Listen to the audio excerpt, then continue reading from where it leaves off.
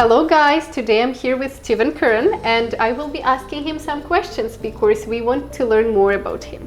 Where were you born, Stephen, and where did you go to school? I was born in Ottawa, as a matter of fact, but I grew up in Edmonton, Alberta, and spent most of my young years there living with my family and then also attending the University of Alberta. So for how long have you been in politics, Stephen?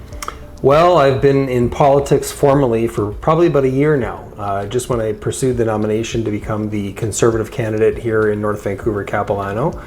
Before that, I was involved more, working on boards as a volunteer for various initiatives, but never as a candidate. This is brand new to me. Okay, lovely. So you're starting your path, having so much experience in life. That's lovely. Can you tell us a little bit more about what did you do before starting your path in politics? What was your career like? Sure. So before politics, and currently I'm a practicing lawyer. I practice business law. I've been a lawyer for about 20 years. I started my practice in New York City many years ago and moved my practice to Vancouver about 14 years ago.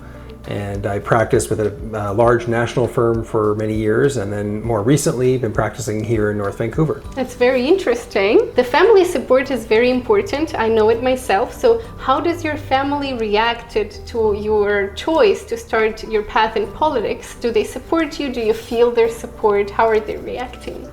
Well, Dania, I couldn't agree more that family support and having the whole family behind you is absolutely essential. Running for office is not a very simple endeavor. This is something that takes a lot of time, takes a lot of focus, and takes me away from the family very often as well too. So yes, my wife and I talked about my decision to pursue national politics for many months before I actually made the decision to do it. And she agreed to it and was supportive. Primarily for the same reason that I'm doing it, is because we worry about our kids and their generation and wanting to make things better for them. That's great, and for sure it will be a great path for you if your family is on your side. That's amazing. Well, my family is definitely on my side. My wife is a wonderful support to me, and we've been supported by great friends as well too throughout this whole process. It's not over yet, so a lot of that support is still going to have to come to help us get to the perceived goal. But my kids have been great too. I've got young kids. I've got a young son and a daughter, both of whom, even though they're young, they kind of understand what their parents are getting into.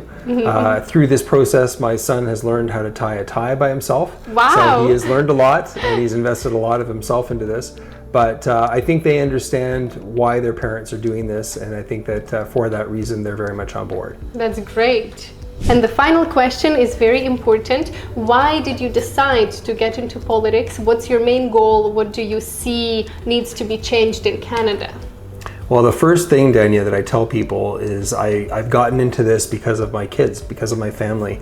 I think that there is this unwritten rule in society that you always achieve a better society to pass on to the next generation. My parents and their generation gave us a Canada that was very strong, internationally respected, safe, secure, and you could build a future in that Canada. I think that we are failing in that mission to pass on something stronger, more secure, and more prosperous to our kids, and I won't stand by that. The other reason that I've gotten into this is that not only because I see the problems with the way that Canada is governed right now, but also because of the great potential. I think that we live in a country that is amazingly endowed with natural resources.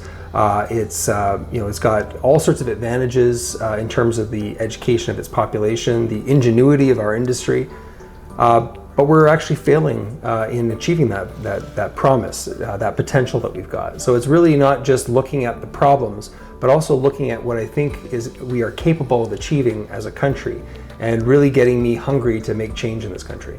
That's great. We are amazed to learn more about you, Stephen, and we wish you luck, and we all will be supporting you on your path. Thank you so much. Thank you very much, Dania. I appreciate that.